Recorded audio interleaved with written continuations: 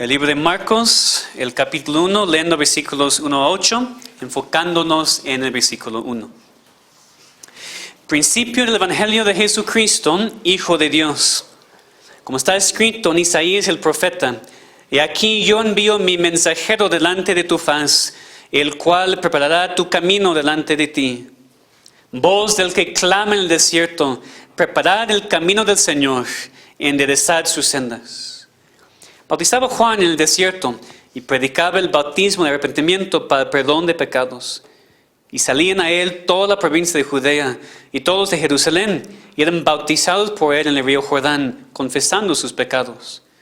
Y Juan estaba vestido de pelo de camello y tenía un cinto de cuero alrededor de sus lomos y comía langostas y miel silvestre. Y predicaba diciendo: viene tras mí el que es más poderoso que yo, a quien no soy digno de desatar encorvado la correa de su calzado. Yo, a la verdad, os he bautizado con agua, pero él os bautizará con Espíritu Santo. Amén. Esa es la palabra inspirada, infalible de nuestro Dios. Vamos a orar que la aplique en nuestros corazones en este tiempo. Padre, muchas gracias damos por tu palabra perfecta, tu palabra suficiente, tu palabra que tanto necesitamos. Te pedimos, Señor, que tú nos ayudes a entender lo que quieres decir hoy, que podamos ver también la aplicación de sus vidas. Obra en sus corazones te pedimos, en el nombre de Cristo. Amén. Amén. Hoy regresamos a la predicación del Nuevo Testamento, para empezar una serie estudiando el libro de Marcos. Aquí en la iglesia creemos en la predicación expositiva de la palabra de Dios. Que este libro, la Biblia, es la palabra de Dios mismo, inspirada, inerrante, infalible y suficiente para todo en la vida cristiana. Y por eso aquí creemos en estudiar la Biblia libro por libro, empezando desde el primer versículo de un libro, estudiando hasta el fin del libro, para poder entender lo que Dios quiere enseñarnos en contexto y con aplicación a nuestras vidas diarias. Recientemente hemos estudiado mucho en el Antiguo Testamento. Estudiamos el libro de Esdras, Nehemías, Esther y más recientemente algunos salmos. Ahora vamos a empezar a estudiar un libro del Nuevo Testamento, el libro de Marcos, que nos habla de la vida, la muerte y la resurrección de nuestro Señor y Salvador Jesucristo. Y no tenemos que buscar mucho en el libro para saber cómo empezar este estudio. El primer versículo es la introducción al libro.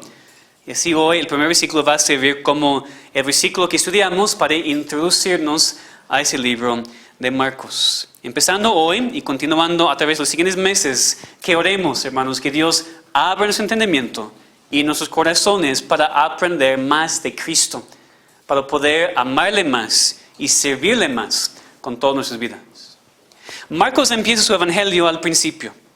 Dice: principio del Evangelio de Jesucristo, Hijo de Dios. Ese libro de Marcos es un evangelio. ¿Qué significa? Es la historia de la vida, el ministerio terrenal, la muerte y la resurrección de Cristo. No es una carta escrita a una iglesia, no es poesía, no es profecía, es un evangelio, es un libro enfocado completamente en la vida, la muerte y la resurrección de Jesucristo. Y vemos eso muy claramente aquí al principio. A veces pensamos incorrectamente y decimos que este es el evangelio de Marcos. No es el evangelio de Marcos, es el evangelio según Marcos, pero es el evangelio de Jesucristo, como vemos aquí en el primer versículo. Hemos estudiado un evangelio antes, si se acuerdan, hace años, cuando estudiamos el libro de Juan. Y cada evangelio tiene un diferente enfoque. Juan se enfocó en Cristo como Dios, se enfocó en su deidad, para que la gente creyera en Él y tuviera la vida eterna. También Mateo, Lucas, aquí Marcos tienen su diferente enfoque, otro énfasis de su evangelio y para su audiencia. Y fíjense, eso es a propósito. Eso no es al azar. Dios, cuando inspiró la escritura de estos 4 evangelios, inspiró para 4 hombres escribir 4 diferentes historias, no diferentes, pero diferentes libros en cuanto a la historia de Cristo, para que tengamos mucha información y también para que podamos ver la historia de diferentes perspectivas para el bien de nuestras vidas cristianas. Entonces tenemos aquí un evangelio según Marcos. Es interesante aquí Marcos empieza el libro diciendo que este es el principio del evangelio. Porque de hecho Marcos es el primer evangelio. Fue el primer evangelio escrito antes de Mateo y antes de Lucas y Juan. Es decir, el orden que tenemos en la Biblia no es el orden en el cual fueron escritos. Marcos escribió el primer evangelio. Entonces el libro es muy interesante porque es el primer libro escrito en toda la historia en cuanto a la vida y ministerio y muerte de Cristo. Es difícil para nosotros pensar en eso, ¿verdad? Es difícil imaginar un tiempo antes de los evangelios. Porque estamos muy acostumbrados a poder sentarnos y leer la vida y la muerte de Cristo cuando queramos, de cualquier de 4 diferentes evangelios que toquen el tema. Pero cuando Marcos escribió este libro, nadie jamás había escrito un evangelio. Era la primera vez que alguien se había sentado para escribir la vida, el ministerio, la muerte y la resurrección de Cristo. Probablemente por eso Marcos es el evangelio más breve. Mateo y Lucas también toman su información de Marcos, pero también hablan de otras cosas. Marcos obviamente fue escrito primero y los demás llegaron después. Y Marcos escribió este evangelio en un momento de mucha necesidad para la iglesia primitiva. Probablemente escribió en Roma, después de la muerte de Pedro y el inicio de la persecución de Nerón. No sé si ustedes saben la historia, pero la ciudad de Roma en el primer siglo sufrió un incendio. Y el emperador Nerón acusó a los cristianos de haber empezado el incendio y empezó una persecución tremenda y severa en contra de ellos. Entonces imagínense la situación. Muchos cristianos estaban siendo arrestados, matados, quemados vivos, echados a los leones. No podían reunirse en público. Tienen que esconderse en las catacumbas, debajo de la ciudad. Entonces, puedes imaginar que un domingo tú estás reunido con tus hermanos en el frío de las catacumbas, con miedo que las autoridades van a venir y arrestar a todos y mandarles la muerte. Y viene un hermano con un libro en su mano, un pergamino en su mano.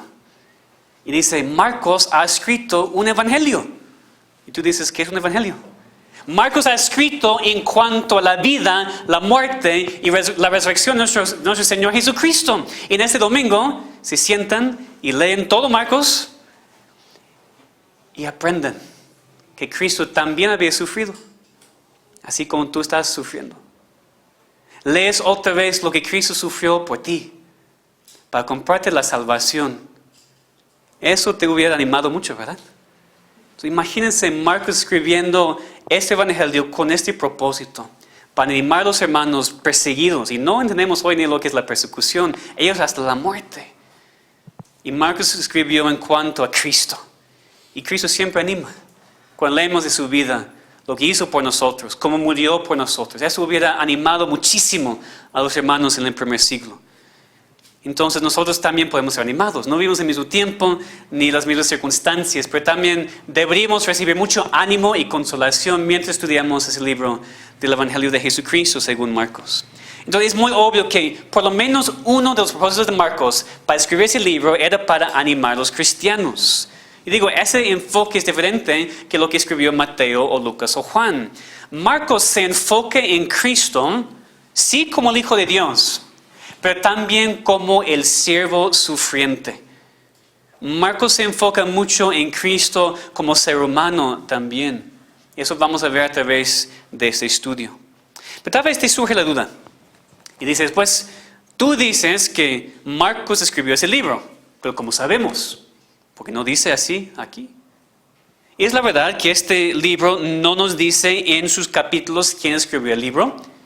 Pero tenemos desde el año 140 después de Cristo el testimonio de la iglesia de que Juan Marcos escribió este libro basado en el testimonio de Pedro.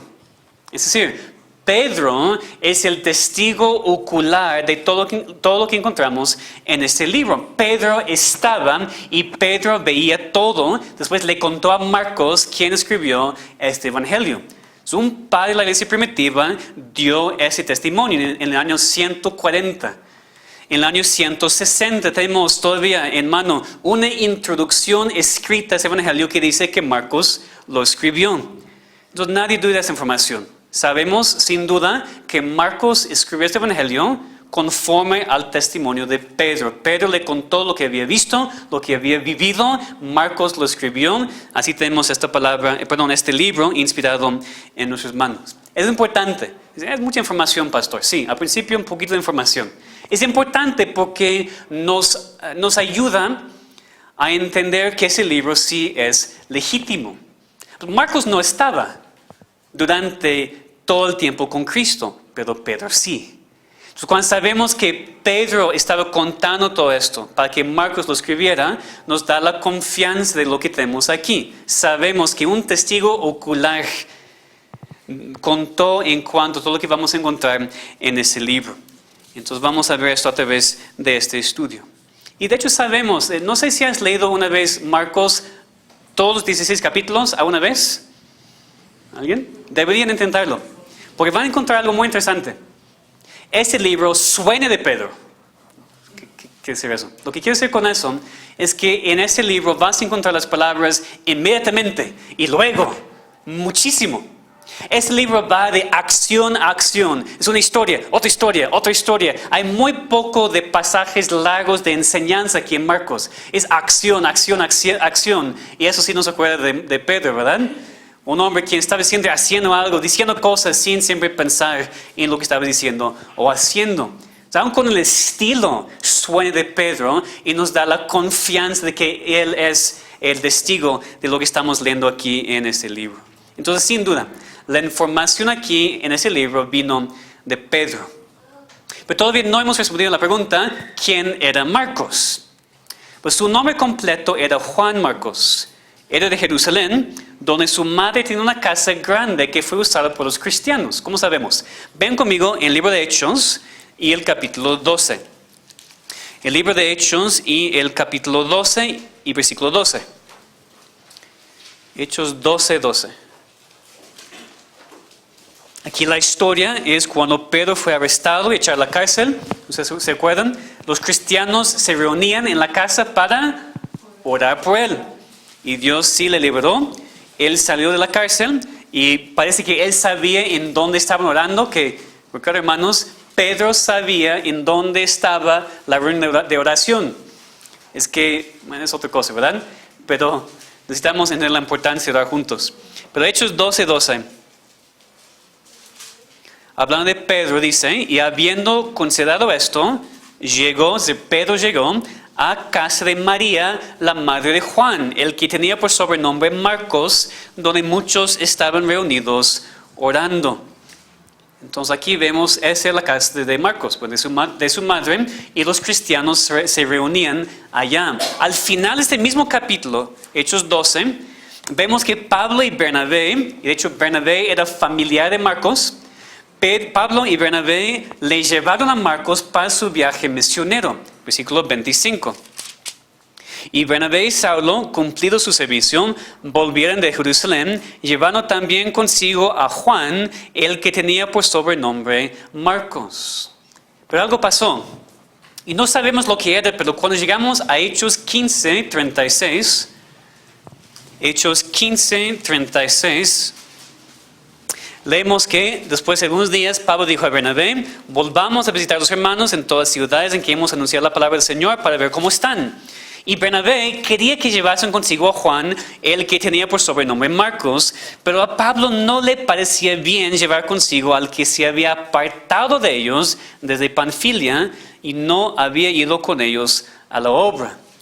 En un momento Marcos abandonó su ministerio. Marcos abandonó a Pablo y Bernabé en su viaje misionero. Y después Pablo dijo, ya no quiero usarle porque no puedo confiar en él. Bernabé sí quería y sabemos que se separaron. Pablo llevó a Silas y Bernabé sí llevó con él, consigo a Juan Marcos. Pero gracias a Dios la historia no termina allí.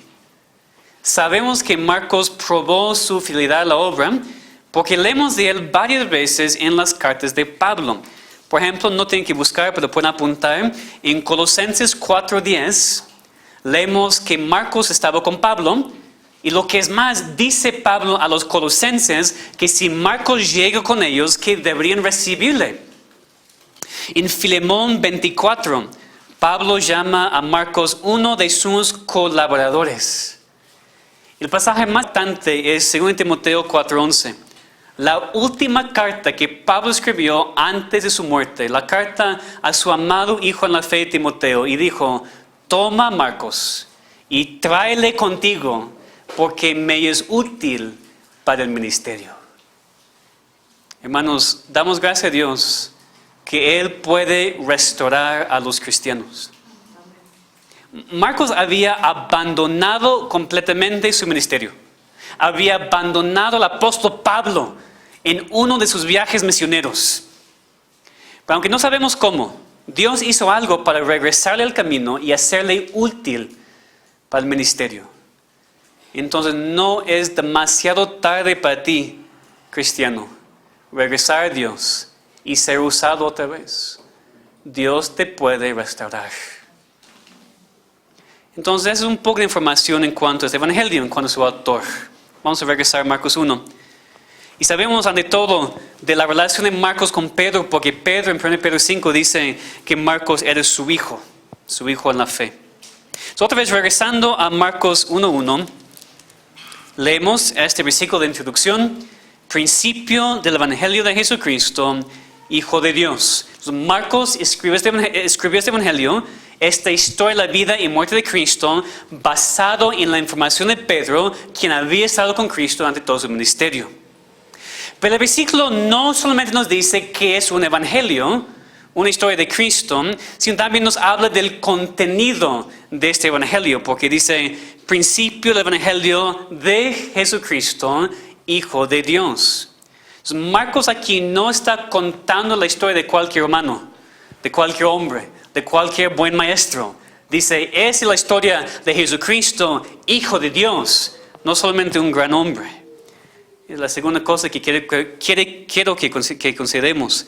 El evangelio es de Jesucristo, el Hijo de Dios. La identidad del sujeto de este evangelio es muy importante para Marcos. Es importante para Marcos enfatizar de quién está escribiendo. Es Jesucristo, el Hijo de Dios. Y de hecho, toda la primera parte de este libro va probando esta verdad. Desde Marcos 1 hasta Marcos 8, vemos muchas pruebas de la deidad de Cristo, hasta que lleguemos a Marcos 8 y el versículo 27. Ven conmigo en Marcos 8, 27. Marcos 8, 27.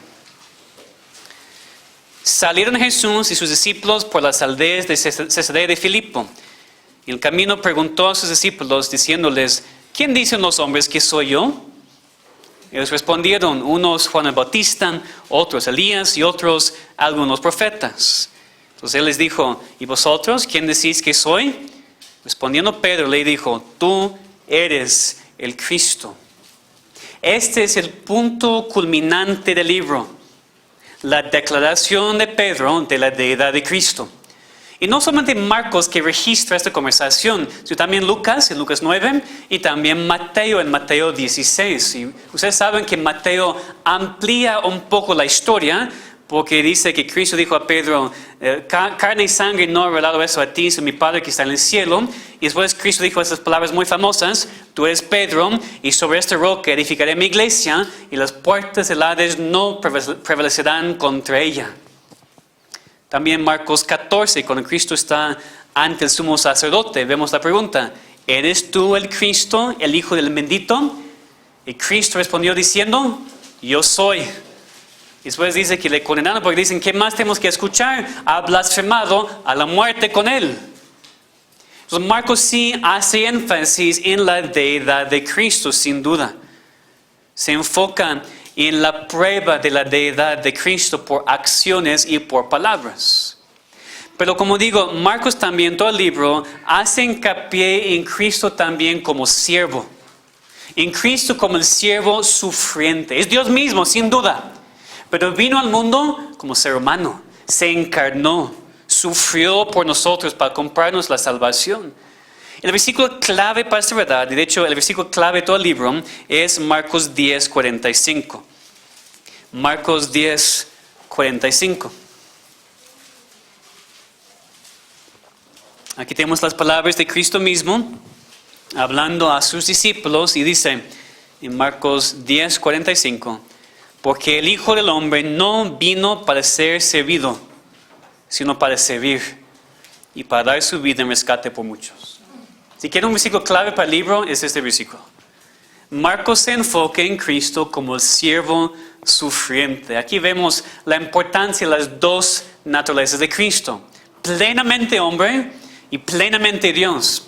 Que tenía que ser Dios mismo para poder perdonar nuestros pecados, poder pagar por nuestros pecados, que es la muerte eterna. Pero también tenía que ser humano para venir en el cumplimiento del tiempo, para vivir bajo la ley de Dios, para ser como nosotros en todos, pero menos pecado, y para poder sufrir y morir por nosotros, para reconciliarnos con Dios y darnos la vida eterna. Y por eso Marcos enfatiza mucho en su libro la humanidad de Cristo, que vino como siervo, que vino para sufrir. Es Dios mismo, descendió del cielo, pero también ser humano, sufrió en este mundo para comprarnos y darnos la salvación. Entonces, ¿cómo podemos resumir este libro que vamos a estudiar? Es el principio del Evangelio de Jesucristo, Hijo de Dios. Es un libro que cuenta la historia de la vida, el ministerio, la muerte y la resurrección de Cristo. Cuenta su ministerio de la perspectiva de Pablo, quien era el testigo ocular de todo lo que Cristo dijo e hizo en su ministerio aquí en la tierra. Marcos está escribiendo ese libro a la iglesia perseguida en Roma para animarles, para mostrarles que el sufrimiento es parte de la vida cristiana, que Cristo vino como siervo. Y así también deberíamos vivir nosotros sus hijos, sirviendo y sufriendo así como Cristo. Marcos sí se enfoca en Cristo como Dios, pero más en Cristo como ser humano, el siervo sufriendo por su pueblo. Entonces podemos resumir en pocas palabras el tema del libro así. El hecho de que Jesucristo es el Hijo de Dios y el siervo sufriente da a los cristianos la esperanza para seguirle confiando en su salvación. Aún más brevemente, Jesucristo, el Hijo del Hombre, vino en forma de siervo para sufrir por su pueblo y darnos la vida eterna. Jesucristo, el Hijo de Dios, vino en forma de siervo para sufrir por su pueblo y darles la salvación y la vida eterna. Es el tema del libro de Marcos. Y vamos a ver esto empezando en el primer capítulo. ¿Quién es este Jesucristo? ¿De quién este evangelio habla? Ya vimos, es Jesús, un hombre, Cristo, habla de su deidad, dice es Hijo de Dios, título de la deidad, es Dios mismo, su llegada fue profetizada, así también como la llegada de su precursor, a quien llamamos nosotros Juan el Bautista. Juan anuncia su venida, después le bautiza, inicia su ministerio terrenal en Galilea, después hasta Jerusalén, donde muere y es resucitado. Ese es el resumen, lo que vemos en este libro. Entonces, aquí al principio de este estudio, que entendamos el propósito de Marcos al escribir este libro. Lo que él quería que sus lectores aprendieran de esta historia de la vida y la muerte de Cristo. Marcos no estaba tan interesado en nada más compartir los hechos, en nada más dar conocimiento de la vida de Cristo. Tenía un propósito para todos los que lo leyeran o escucharan su evangelio. Marcos quería, ante todo, que sus lectores se enfocaran en Cristo. Recuerden, este es el primer evangelio escrito en la historia. Nadie antes había escrito un libro enfocado solamente en la vida de Cristo. Los hermanos, que tengamos mucho cuidado a no leer este libro y estudiarlo pensando nada más en lo que nosotros podemos aprender o buscando aplicaciones prácticas para nuestras vidas diarias. Esas cosas son válidas. Pero nuestro mayor enfoque ahora, al estudiar ese libro, es conocer más a Cristo. Es conocer más de su vida y su muerte para adorarle más, para maravillarnos más de Él y después vivir por Él. ¿Me entienden? Yo creo que a veces tenemos un problema. Llegamos a la Biblia, abrimos la Biblia y decimos, ¿qué voy a aprender hoy? Dios, ¿qué me vas a enseñar hoy? Es válido. Por supuesto, pues tenemos la palabra, pero no es la cosa más importante. Tú lees la Biblia y más los evangelios para conocer más a Cristo, para conocer más a Dios. Y después, por supuesto, vas a aprender mucho para tu vida diaria. Pero hermanos, erramos, nos equivocamos cuando llegamos a la Biblia con la primera intención de recibir y aprender algo para mi vida diaria. Eso no es el propósito, hermanos.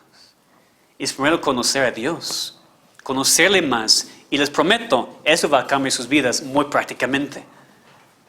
Estaba leyendo una historia, un artículo, algo que un pastor dijo que tenía un amigo que trabajaba en una librería cristiana. Y dice que personas entraron y le pidieron, ¿tienes un libro, un buen libro en cuanto al matrimonio? O en cuanto a las finanzas, en cuanto a cualquier cosa. Y él siempre le llevó a la sección de las Biblias. Y dice que muchas veces ellos dijeron, no, quiero otra cosa, quiero algo más. Y ¿quieres algo más? Por supuesto, otra vez, los libros son válidos, podemos aprender mucho, está bien leer. Y yo recomiendo que ustedes lean, por supuesto. Pero, ¿qué necesitamos? ¿Qué es esencial? Nada más la palabra. La palabra es suficiente para nuestras vidas.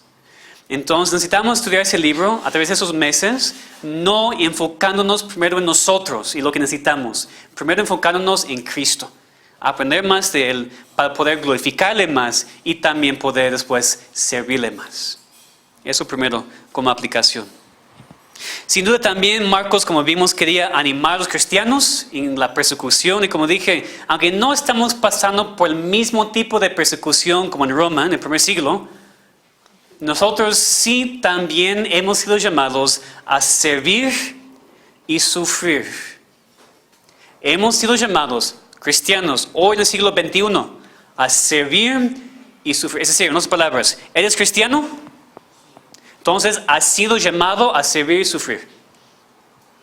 Ninguna de esas dos cosas son opcionales y ninguna de esas dos cosas te deberían sorprender. ¿Eres cristiano? Has sido llamado a servir y sufrir. Esto va en contra de nuestra tendencia natural como seres humanos. Y también va en contra de mucho lo que es predicado en iglesias hoy en día en todo el mundo, especialmente aquí en nuestro país. Pero Dios no ha llamado a sus hijos a una vida de placer y prosperidad material. Dios no ha llamado a sus hijos a una vida libre de sufrimiento. Hemos sido llamados a vivir como nuestro Salvador, quien vino como siervo sufriente.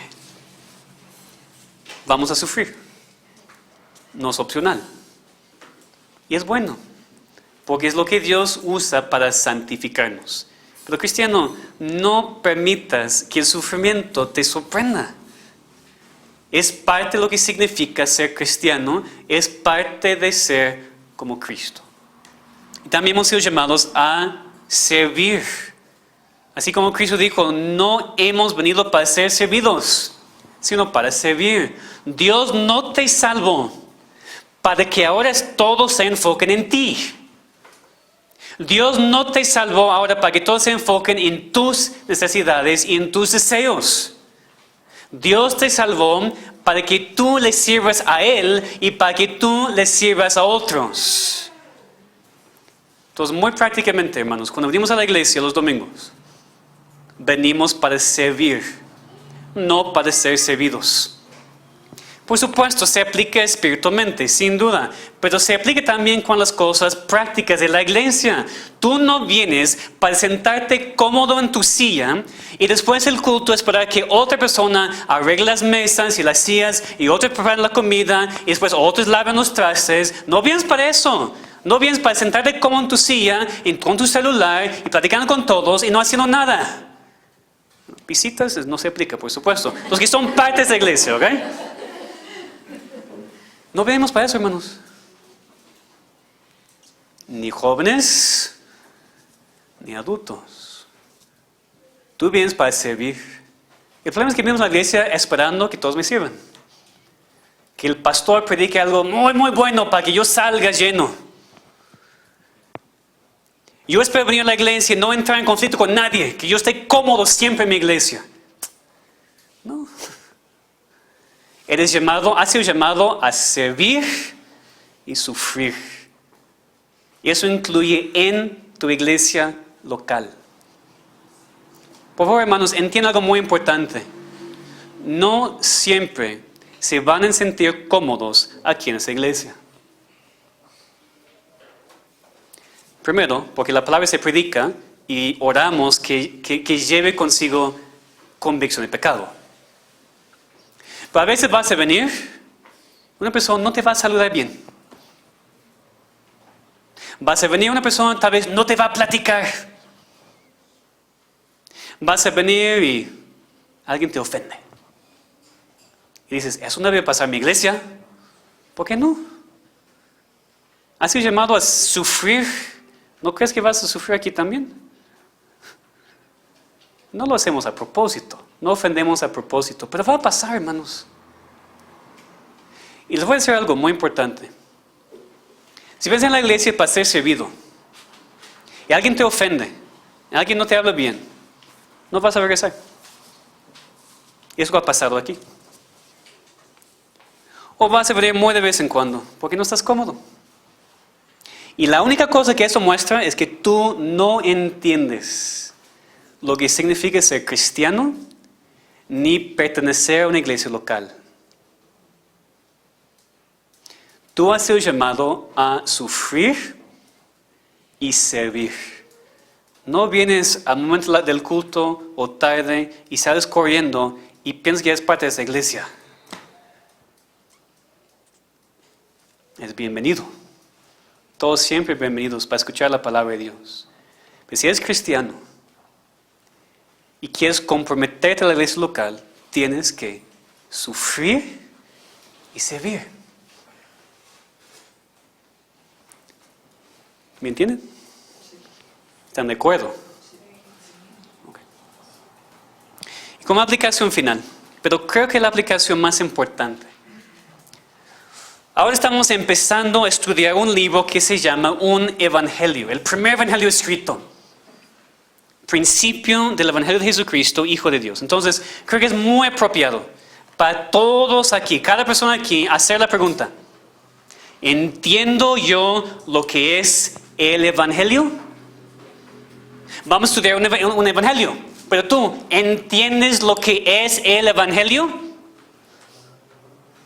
Aquí Marcos empieza diciéndonos que este es el principio del evangelio de Jesucristo.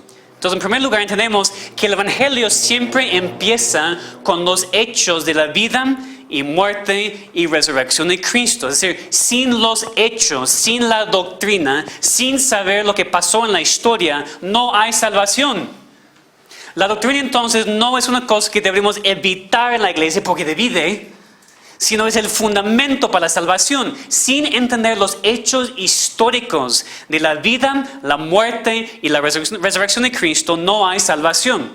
Entonces, el principio del evangelio es entender lo que pasó, entender cómo Cristo vivió, entender lo que Cristo hizo por nosotros. Si quieren ver eso en la Biblia misma, ven conmigo en 1 Corintios 15, para que vean que no son mis palabras. Vamos a ver cómo la Biblia explica el evangelio. 1 Corintios 15, versículos 1 a 4. 1 Corintios 15, versículos 1 a 4. Aquí Pablo nos dice qué es el evangelio. Pablo dice, 1 Corintios 15, versículo 1. Además os declaro, hermanos, el evangelio que os he predicado, el cual también recibisteis y en el cual también perseveráis, por el cual asimismo si retenéis la palabra que os he predicado, sois salvos, si no creéis en vano.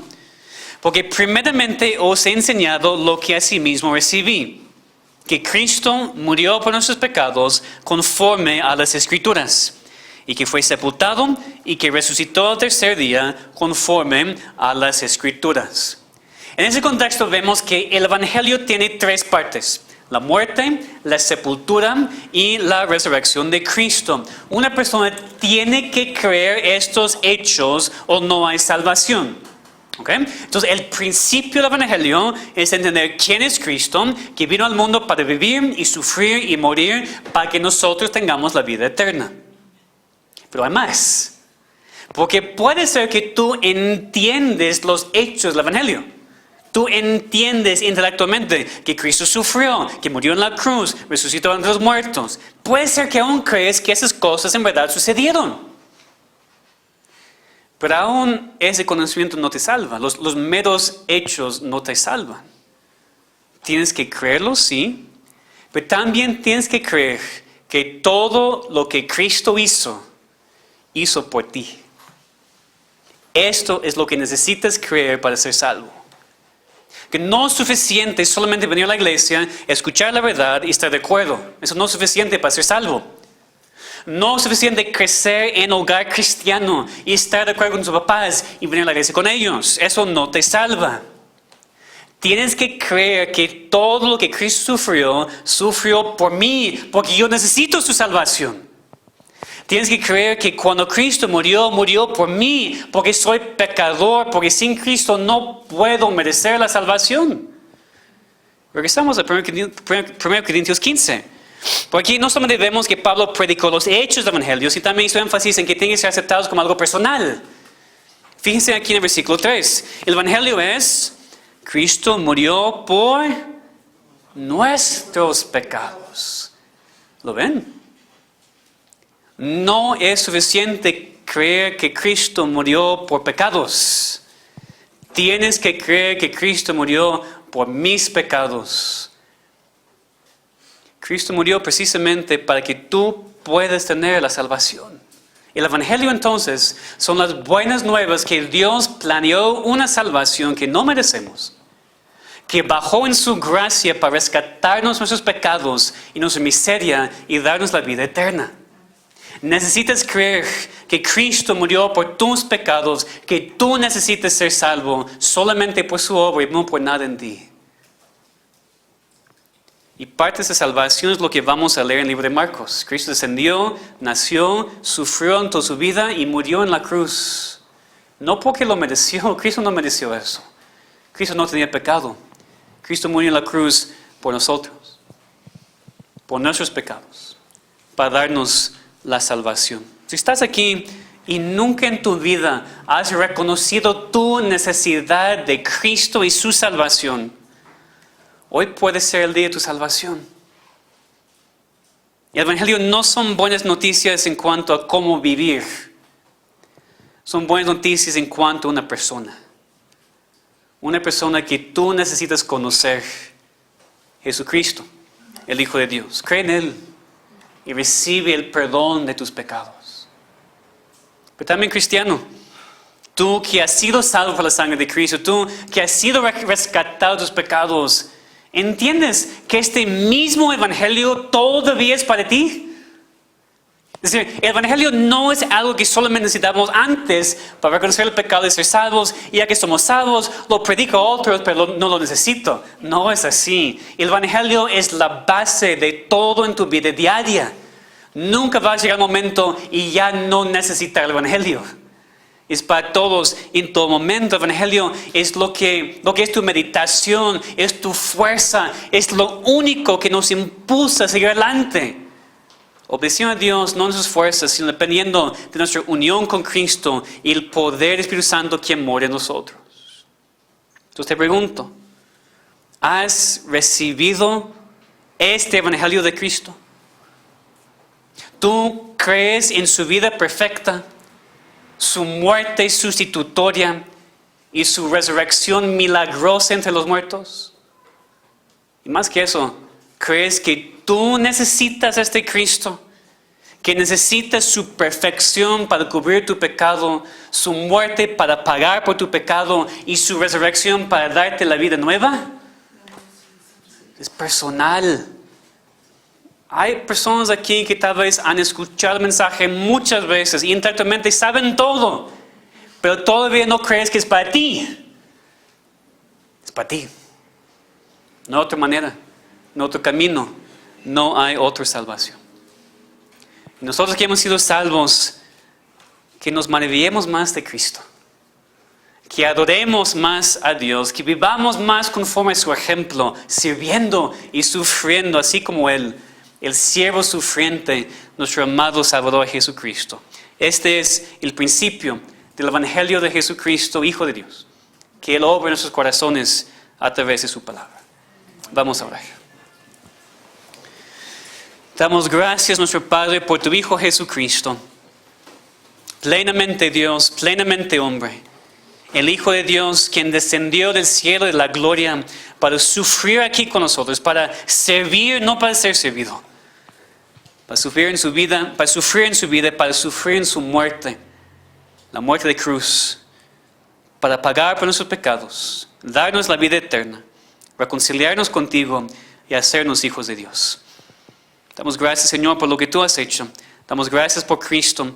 Te pedimos que este estudio nos pueda animar a seguir adelante, enfocarnos más en Cristo, meditar más en Él y su vida, su muerte y su resurrección. Únenos más como iglesia, te pedimos, mientras estudiamos juntos de la vida y el ministerio de Cristo. Te pedimos, Señor, que tú nos guardes ahora en la tarde, que podamos disfrutar el tiempo juntos, que podamos estar preparados también para el siguiente culto, para que podamos disfrutar con gozo este día del Señor, que es para ti y solamente para ti. Damos gracias en nombre de Cristo. Amén.